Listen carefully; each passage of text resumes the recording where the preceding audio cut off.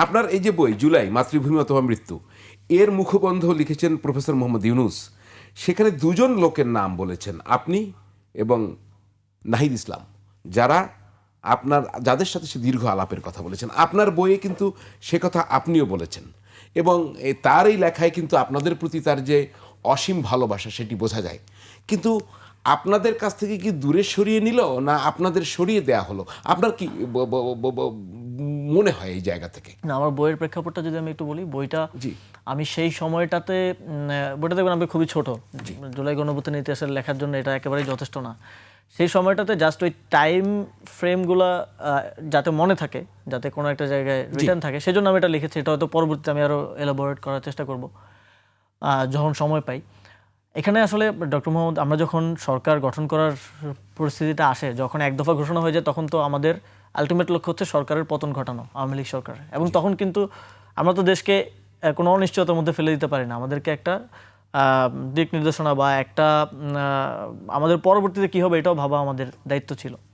সেই জায়গা থেকে তখন আমরা ভাবছিলাম যে পরবর্তীতে বাংলাদেশের দায়িত্বটা কে নিবে। তখন আমাদের কাছে আমাদের যে অর্থনৈতিক সেটি তো আপনি স্পষ্ট চ্যালেঞ্জ, করেছেন। সব মিলিয়ে উনি ছাড়া আমরা আর কাউকে পাই না যে পার্সোনালিটি দিয়ে এটা ম্যানেজ করা সম্ভব। তো সেই জায়গা থেকে ওনাকে তো পার্সোনালি আমরা আগে চিনি না, ওনাকে আমরা চিনি, doctor Mohammad Yunus Nobel laureate হিসেবে সবাই চিনে বাংলাদেশে, বাট পার্সোনালি ওনার সাথে তো আমাদের কাজের কোনো এক্সপিরিয়েন্স ছিল না। সেই জায়গা থেকে ওনাকে রিকোয়েস্ট করা, উনিও রাজি হলেন, আসলেন। কিন্তু পরবর্তীতে যেটা হয়েছে যে এখানে আসলে অনেকগুলো, যেটা আমি এর আগে অনেকবার বলেছি, যে এই সরকারের, অন্তর্বর্তী সরকারের পাওয়ার স্ট্রাকচারটা একরকম থাকে নাই, বা হচ্ছে ক্ষমতার কেন্দ্রটা এক জায়গায় ছিল না। প্রধান উপদেষ্টাই সকল ক্ষমতার কেন্দ্র ছিলেন না, যেটা আগে শেখ হাসিনা ছিলেন। এখন আমরা বুঝতেছি না যে বিএনপি সরকারের ক্ষমতার কেন্দ্রটা ভর কেন্দ্রগুলো কোথায় কোথায় ছিল? ভর কেন্দ্রের কিছুটা ছিল হয়তো ক্যান্টনমেন্টে, কিছুটা ছিল হয়তো থাকতে পারে কয়েকজন উপদেষ্টার কোনো গ্রুপ থাকতে পারে, বা কিছুটা ছিল হয়তো আরও অন্য কারো হাতে। কিন্তু অনেক দিক থেকে অনেক কিছু হতো, আমরা বুঝে উঠতে পারতাম না। বা একটা ইনসিডেন্ট হইলো, তো আমি প্রধান উপদেষ্টাকে নক করলাম যে জানতে, স্যার এটা কীভাবে হলো, বা আমাদেরকে তো এগুলো জবাবদিহি করতে হয়, আমাদেরকে তো এগুলো ট্যাকেল করতে হয়। তো তিনিও মাঝে মধ্যে বলতেন যে আমি তো জানি না এটা কে করলো। তো মানে বোঝা যায় যে অনেক জায়গা থেকে খেলাগুলো বা গেমগুলো অনেক জায়গা থেকে হচ্ছিল। তো পাওয়ারের এপিসেন্টারটা এক জায়গায় ছিল না। না না, আমি একটু বুঝতে চাই যে খেলাগুলো কোথায় হচ্ছে, প্রধান উপদেষ্টা বুঝতে পারছেন না। তো খেলা যে চলছে কোন লেভেলে, এই লেভেলটা যদি বোঝা না যায়, তাহলে কি এখনো অন্তর্বর্তী সরকার অন্ধকারে একটু আচ্ছন্ন, যেটা আমরা বুঝতে পারি না? আপনি কি বলেন? অন্তর্বর্তী সরকারকে বোঝাটা একটু কঠিন হবে, কারণ এটা পলিটিক্যাল গভর্নমেন্ট না। এবং এখানে যেই শেষ পর্যন্ত 20-21 জন লোক এসেছেন, উপদেষ্টাদেরকে এটা একটা বোঝা জরুরি যে উপদেষ্টাদেরকে আপনারা যেটা দেখছেন তারা শুধু সামনে আছেন। মানে একটা সরকার জাস্ট সামনে যারা চেহারা থাকেন তারাই যে সবকিছু করেন, নট নেসেসারি। তারা হয়তো জাস্ট 30% অফ দ্য ওয়ার্ক বা পলিসি নিচ্ছেন, এর পেছনে কিন্তু অনেকে পলিসি নিচ্ছেন।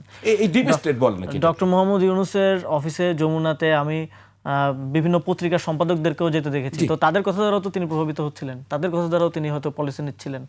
তার আরও অনেক কমিউনিকেশন আছে, বা অনেক সময় আমরা দেখেছি কোনো কোনো উপদেষ্টার তার সাথে অনেক বেশি ঘনিষ্ঠতা। খলিলুর রহমানকে আমরা দেখেছি লাস্ট 3-4 মাস ওনার সবচেয়ে বেশি ঘনিষ্ঠতা ডক্টর মোহাম্মদ ইউনূসের সাথে। এবং এটা নিয়ে অন্যান্য উপদেষ্টারা অভিযোগ করতেন রীতিমতো। যেমন আমি যদি নাম নেই, আসিফ নজরুল স্যার সহ আরও কয়েকজন উপদেষ্টা অভিযোগ করতেন। ইভেন আমাদের জ্বালানি উপদেষ্টা যিনি ছিলেন তিনি অভিযোগ করতেন যে এত বেশি ক্লোজ কেন। মানে তাহলে কি ডক্টর ইউনূস বা প্রফেসর ইউনূস খলিলুর রহমানের হাতে বন্দী হয়ে পড়েছিলেন? মানে আমি তাকে গুরুত্ব দিলাম। তিনি হয়তো অনেক বেশি ভরসা করতেন, এবং তিনি হয়তো অনেক বেশি খলিলুর রহমানের উপর নির্ভরশীল হয়ে গেছিলেন শেষ দিকে তার কাজগুলোর জন্য। এবং আমি জানি না তিনি কেন এটা মনে করছেন, হয়তো তিনি বাকিদেরকে দিয়ে কাজ করাতে পারছিলেন না, অথবা খলিলুর রহমানই বিএনপির সাথে ডিলিংসটা করতেছে, ইন্টারন্যাশনাল অ্যাফেয়ার্সগুলো দেখতেছে, সব দিক থেকে হয়তো খলিলুর রহমান। মার্কিনকে বোঝাচ্ছেন আপনি? মার্কিন ছাড়াও অন্যান্য ইন্টারন্যাশনাল অ্যাফেয়ার্সগুলো তো সবগুলো প্রায়ই উনি দেখতেন। যিনি পররাষ্ট্র উপদেষ্টা ছিলেন তিনি নিজেও বলেছেন যে তিনি খুব একটা কিছু করার মতো জায়গায়, তিনি একটা এক্সিকিউটিভ মোর জায়গায় ছিলেন। আসিফ নজরুল দূরে সরে গেলেন কিভাবে? এটা কেন? আমার জানা নেই, এটা হয়তো তিনি যদি কখনো আপনি সুযোগ পান তাকে জিজ্ঞেস করতে পারেন। মানে উনি তো খুব কিচেন ক্যাবিনেটে ছিলেন, আপনি বলছিলেন একটু আগেই তো। হ্যাঁ, আমি জানি না পরবর্তীতে কিভাবে। আমি তো বললাম যে এটা প্রথম 3 মাস হয়তো কোনো একটা গ্রুপ বা কয়েকজন বেশি গুরুত্ব পাচ্ছেন, পরের 3 মাস অন্য কেউ। এই জন্যই তো আমরা বাংলাদেশের রাষ্ট্রের একটা কাঠামোগত সংস্কার চেয়েছে, যাতে সব ক্ষমতার কেন্দ্রবিন্দু প্রধানমন্ত্রীর হাতে না থাকে। কারণ প্রধানমন্ত্রীকে তো হিপনোটাইজও করে ফেলা যেতে পারে। তা আজকে তারেক রহমান আমাদের প্রধানমন্ত্রী, তাকেও তো কেউ ভুল বুঝিয়ে ভুল দিকে নিয়ে যেতে পারে। তো এই জন্যই ক্ষমতার ভারসাম্য এবং বিকেন্দ্রীকরণটা প্রয়োজন। তা আপনার কি মনে হয়েছে প্রফেসর ইউনূস কখনো হিপনোটাইজড হয়ে গেছেন কারোর প্রতি কোনো একটা জিনিস গিয়েছে? হিপনোটাইজ আমি বলবো না, কিন্তু অনেক সময় উনি অনেকের উপরেই একটু বেশি ভরসা রেখেছেন আমার মনে হয়। এবং যেটার ফলাফল আসলে উনি ওই ধরনের ফলাফল উনিও চাইছিলেন কিনা আমরা জানি না, বাট যেটার ফলাফল আদতে ভালো হয়েছে কি খারাপ হয়েছে আমরা দেখতে পাই। যেমন লন্ডনের মিটিংটা নিয়ে উপদেষ্টা পরিষদের মধ্যে একটা চাপা একটা বিভেদ এবং একটা বিব্রতকর পরিবেশ ছিল। কারণ এই মিটিং যে হবে এটা নিয়ে সবার সাথে আগে ডিসকাস করা হয় নাই। কাদের সাথে ডিসকাস করা হয়েছিল? কয়েকজন উপদেষ্টা পরিষদের সাথে ডিসকাস করা হয় নাই। কার সাথে এক্স্যাক্টলি করা হয়েছে সেটা আমরা জানি না। মিটিং হওয়ার পরে অনেকে, মিটিং হওয়ার আগের দিন না দুই একদিন আগে হয়তো আমরাও জানতে পেরেছিলাম যে এরকম একটা মিটিং হচ্ছে। তো সে সব কিছু ফিক্স হয়ে যাওয়ার পর, তো মিটিং হওয়ার পরে আমাদেরকে একটা আপডেট দেওয়া হয় যে সেখানে জাস্ট তাদের মধ্যে হয়েছে, তাদের মধ্যে কুশল বিনিময় হয়েছে। কিন্তু আমরা এই মিটিংয়ের আগে এবং পরে আরও কিছু মিটিংয়ের ব্যাপারে পরবর্তীতে জানতে পারি। যেটা খলিলুর রহমান মিটিংয়ের আগে তারেক রহমানের সাথে মিটিং করেছিলেন, হয়তো প্রিপারেটরি মিটিং। সাধারণত এ ধরনের মিটিংয়ের আগে একটু আন্ডারস্ট্যান্ডিং হয় যে কী নিয়ে আলোচনা হবে বা টকিং পয়েন্ট কী। পরেও তিনি আলাদা করে আমির খসরু সাহেবের সাথে বসেছেন, আরও বিএনপির ঊর্ধ্বতন নেতাদের সাথে বসেছেন। তো সেখানে কি আলোচনা হয়েছে, সেখানে নির্বাচন নিয়ে কোনো আলোচনা হয়েছে কিনা, কোনো ডিলিংস হয়েছে কিনা, দ্যাট উই ডোন্ট নো। প্রধান উপদেষ্টার প্রেস সচিব সে তো মন্ত্রী পরিষদের বৈঠকে থাকতে পারে না, কিন্তু শফিক সাহেব কিন্তু বলছেন তিনি থাকতেন সেখানে।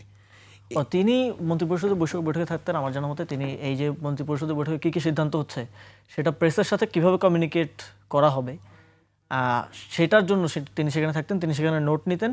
এবং মিটিংয়ের পরে আমরা 5 মিনিট ডিসকাস করে নিতাম যে প্রেসে আমরা কোন কোন জিনিসটা বলবো, কোন কোন জিনিসটা বলবো না, কিভাবে আমরা অ্যাড্রেস করব, সেটা তিনি সেখানে বসে নোট। কতটা নির্ভর করতেন প্রফেসর ইউনূস তার উপরে, মানে তার প্রভাব কতটা ছিল প্রফেসর ইউনূসের সঙ্গে? প্রেস সচিবকে আমি মোস্টলি দেখেছি এক্সিকিউটিভ কাজগুলো করতে। তাকে কোনো নীতি নির্ধারণী সিদ্ধান্ত গ্রহণের ক্ষেত্রে, ইনফ্লুয়েন্স করার ক্ষেত্রে তিনি করেছেন কিনা আমি জানি না, বাট আমি সেভাবে আমার চোখে পড়ে নেই।